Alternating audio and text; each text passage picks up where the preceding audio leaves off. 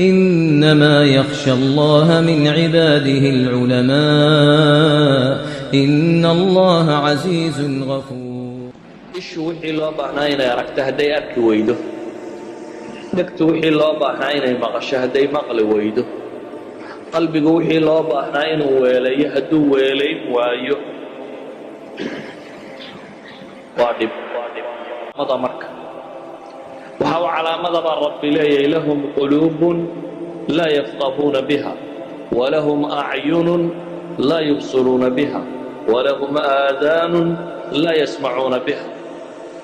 waxa ilaahay leeyahy subxaanaه wa tacaala waxay leeyahay quluub aanay wax ku fahmin, waxay leeyihiin indho aanay wax ku arag, waxay leeyihiin dhego aanay wax ku maqal. macnaheedu ma aha inaanay waxna arkaynin, waxna fahmaynin, waxna maqlaynin, ee waxa weeyaan waxay ka soo dhaceen darajadii bini aadamnimada oo adawaadka ama ashyaadan la siiyey waxay u adeegsadeen inta xooluhuba u adeegsadaan. xooluhu inay bahalka cararaan ama wax cunaan ama inta araggooda waa u adeegsadaan, dhegtoodana waa u adeegsadaan. inaad waxna cunto waxna cabto, dumarna guursatid ama nin guursato gabadhu, intaa xayawaankuba wuu yaqaana. walaqad karamnaa bani aadama baa ilaahay ku tilmaamay. idan waa inaad darajada xayawaannimada ka kor marta. waxaad ka kor maraysa haddaad mustaqbalka garanayso iyo makhaatirta iyo mashkilaadka kugu soo socda. sida awgeed ilaahay kuwa wuxuu ku tilmaamay caqli iyo garaad iyo wax faham iyo wax maqal iyo wax aragtoona inaanay lahayn. dabeetana ilahay wuxuu uhi ulaa'ika kalancaam, kuwani waa xooloo kale. markaas haddana la yidhi bal hum adal, waa ka liitaan.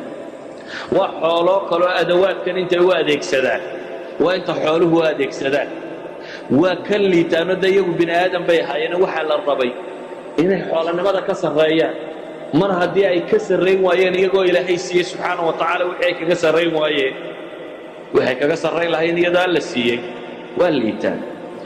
sidaa awgeed uma baahnin garaadkeenna iyo aqoontaada iyo raganimadaadu inay noqoto sidaad wax u cuni lahayd ama sidaad wax u cabbi lahayd ama sidaad mara u xidhan lahayd ama sidaad gabadh u guursan lahayd. hadday aqoontaadu ku soo ururto waa aqoon liidata.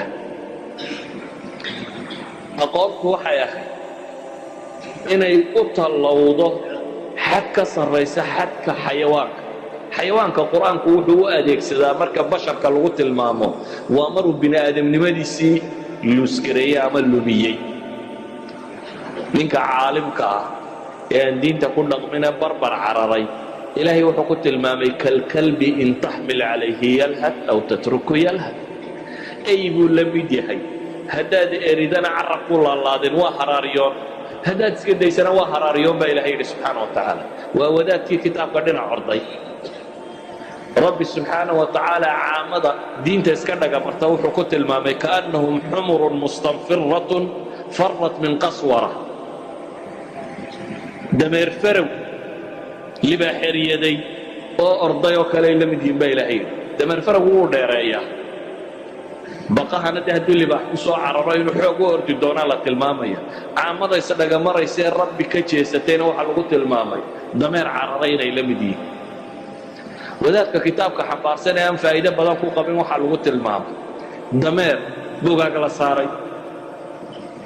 ilaahay subxaana wa tacaala wuxuu ku tilmaamay inay la mid yihiin. idan mar kasta oo qofka bini aadamkii caqligii iyo garaadkii iyo maqalkii iyo araggii la siiyey uu rabbi ku caabudi kari waayo ama se uu naar iskaga ilaalin kari waayo, waa mushkiladii ugu weynayd caalamku waa naar. haniimadii ugu weynaydna waa janno iyo rabbi aragtidii. labadii waxay ugu waaweynaa haddaad lumiso macnaheedu waxa weeyaan xoolahaad ka liidataa. xoolo ma gaadhid ee waa ka hoosay. yaclamuuna ظaahiran min alxayaati اdunya wahum can اlaakhirati hum gaafiluun. nolosha muuqaalkeeda saray garanayaan baa ilaahay. ama badda quus ama cirka duul, waa the same life. nolosha muuqaalkeeda saray garanayaan baa ilahay yidhi subxaana wa tacaala wahum can اlaakhirati hum gaafiluun. aakhirase gafla baa kaga sugan yihin baa rabbi leeyahy, waa moogan yihin.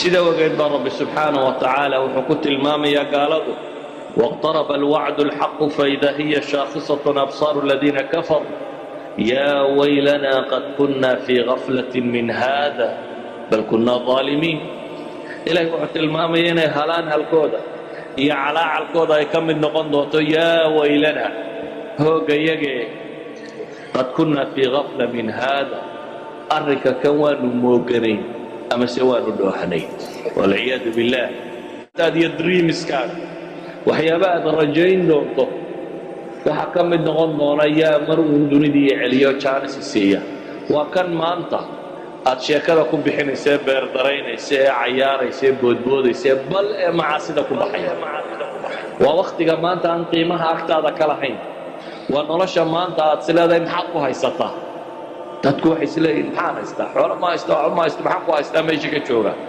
tan aad hiifayso ayaad ku warwari doontaa yaa mar dambe tii soo celiya إلهي يأتي مرء يقصوا عليا ساوغيت با إلهي وحليه سبحانه وتعالى حتى إذا جاء أحدهم الموت قال رب ارجعون لعلي أعمل صالحا فيما تركت كلا إنها كلمة هو قائلها ومن ورائهم برزخ إلى يوم يبعثون رب سبحانه وتعالى وحينات الماما يا وحب بن آدم كوهلان حالي دونا مكو على علي دونا ينيتهي رب ارجعوا إلهي علي حقين لقوا عليا وحا أتفادني سواء محي ووحا أدمان تحيصو انتنا أدمان تحيصو آيات تمنين إيسا إلهي ويقول علي سبحانه وتعالى انت هنا ما تقول أفتما سيدا أوجي منك ما أنت تم فهمي ويا وقرأ طلاوي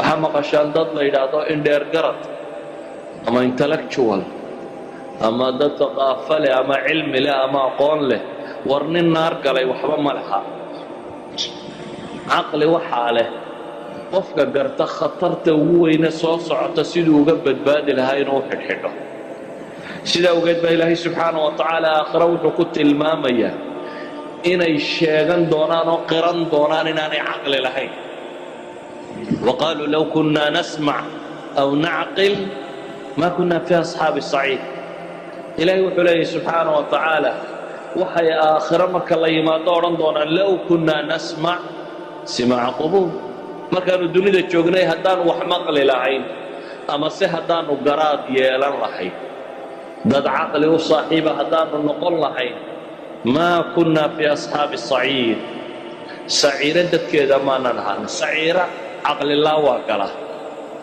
سيدا وقيد با إلهي وحليه سبحانه وتعالى دادك عقلي قال ما يهين إني قلان ماشا طن إياقا اسكو قيريوله هدانو عقلي لين هي سعيرة ما ننقل فاعترفوا بذنبهم فسحقا لأصحاب الصعيد ربي وحليه سبحانه وتعالى ما لنتا سيقرتين دنبك الله قرتا وقتي واحتراء جرا وهذا أما آخر مركا قرته وحبا مطر markaad qirato naartu baa lagu gufaynayaa laakiin imika haddaad qirato rabbi waa ghafuurun rahiim قال رسول الله صلى الله عليه وسلم من دل على خير فله مثل أجر فاعله رواه مسلم